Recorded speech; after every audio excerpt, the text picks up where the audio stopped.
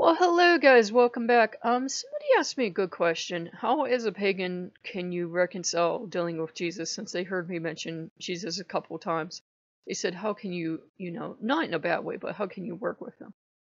Well, if you can take him completely out of the church context and take him completely out of the biblical context, because that was just a group of words written by humans, um, and meet him as he is, not as people want him to be. He's pretty laid back. He's a pretty earthy god, and his father's a pretty earthy god, and they're both pretty chill, and they don't want all this stuff that people think they want. They don't want the Vatican. They don't want, obviously, they don't want bad priests. They don't want people going to war in their name. They don't want all this stuff that humans have decided they want. Their people stopped practicing discernment a long time ago. The people that get into power to be leaders at any point. And what helped me learn compassion is to learn that there were an awful lot of different ways to see Jesus at the time they were starting to form the church, and a lot of them are pretty pagan. Some pagans were like, okay, a son of a god. We've got an awful lot of those around. Okay, he's a pagan god. Okay, we're good. And some people would think, his father had been part of a pantheon. We're really not sure entirely where his father came from, but we know he had a pantheon. He had brothers and sisters and mommy and daddy and all that stuff. Some people say he was a mysterious desert god. Some people are like, no, he was a mountain god. And some people are like, no, he was a sky god. But the point is, he had a vibrant family, and he loved his concerts and everything else. And then suddenly he's left with nothing. I think part of, if you do read the Bible, which I don't recommend it, but if you do, you'll see at times goddesses will be brought into his temple, and he will be quite happy. And I think the reason they kept being taken back out is because the people had these guilt feelings, because for centuries they've been told, oh no, he's the only god. So you see, even in their own holy work, that they admit there are other gods and goddesses, they just don't want to work with them.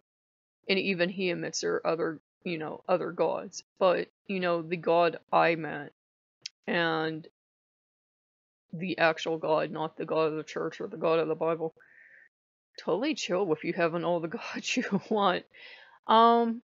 So it's something you have to do to follow your heart. If you don't want to work with Jesus, you obviously don't have to. As a pagan, we're under no obligation to work with him or his father, his mother, angels, saints, whatever. But you're also free to. Don't let anyone tell you because you're a pagan, he's now the enemy. I've unfortunately seen that attitude in a lot of witches, and I can understand it, having survived being raised Catholic. But there are people that, they won't have a cross in their house because they think it's a symbol of evil, because it's a symbol of suffering and all the things that the church has done. There are people that won't have a Bible in their house. I don't think I currently have a Bible in my house, though. I have a couple crosses, and I have that blinged out statue of Jesus and Buddy Christ. It depends on you. You do what makes you happy. If you still love the Bible, if you still love Jesus, if you still love going to church, you can do both and be a pagan. There is a thing in Vikings about how, the one leader, I can't even remember his name because I don't like him morally, but he decided he loved Odin, but he loved this Jesus too because this Jesus sounded interesting. This Jesus sounded a lot like Baldur, if you come to think of it. And it was a good point. It wasn't historically accurate, but it was a good point. Our ancestors would have just taken this new god in. They wouldn't have abandoned the other gods, but this new god was neat. This new god had the gifts of Dionysus. And he had a birth date of, like, Mithras, and he had, like, every pagan flavor you could possibly want was in this new god. So I'd say, if you want to respect him and treat him as a god, or just treat him as a friend or a wise teacher, some people just see him as a very wise prophet, you can do that. If your paganism is based on hate of Jewish people, or hate of Christians, or hate of their god or something, then that's something you have to question. You can certainly,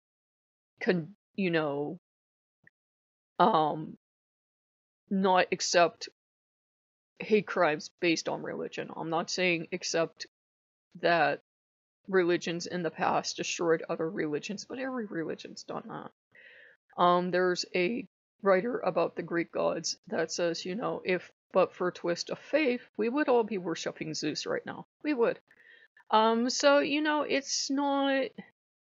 If you look at it that way, then suddenly their god's not the bad guy, because if Zeus was the god all over the world, or Odin was the god all over the world, and there were these ragtag Christians running around worshipping this god nobody believed in, but they believe in him, they would be in our position, and we would be mainstream. It's kind of scary to think about, isn't it? I would love all the statues that would be around, but it's kind of odd to think of, because you would have all these different groups with all these different gods going at each other. But yeah, you can worship whoever you want. There are some people who think you have to find one pantheon and stick with it, even if you're miserable and crying and you don't get the culture and you don't feel it. But, you know, for me, I'm an eclectic. I work with whoever will come to me in love.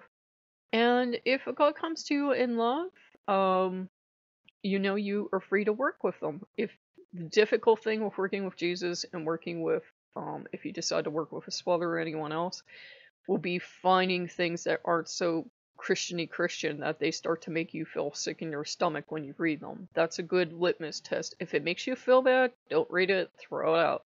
So I hope that helps, guys. I hope that helps, guys. You know, he can be rewarding to work with. He can be the one to come in and tell me common sense stuff. And, you know, he's the one that will actually encourage me to look at different views of, you know, Jesus. Like, some people straight up believe he married and he had children. There's a line of people today that are his descendants. And some people believe, you know, he had this mystical marriage with a couple of different women.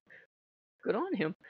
And, there have been all sorts of interpretations of Jesus, and, you know, they're each valid to the people that hold them. If the Lord, good Lord's not striking them dead, I suppose that they're, you know, they're perfectly fine. I've always felt welcomed in my friend's house, the one that's, you know, super, super, super into Jesus and God and everything. So they're, you know, they're decent deities. They're nothing to be ashamed of if you work with them. And during my transition phase, the only way, excuse me, the only way I could transition was for the longest time, I had God and Jesus and everything at the top, and I was comfortable with having everyone else as kind of a minor deity below them. And I would go to God and I would be like, is this okay? And he'd be like, yeah, I don't care. Do what you want. You know, you don't have to work with me, right?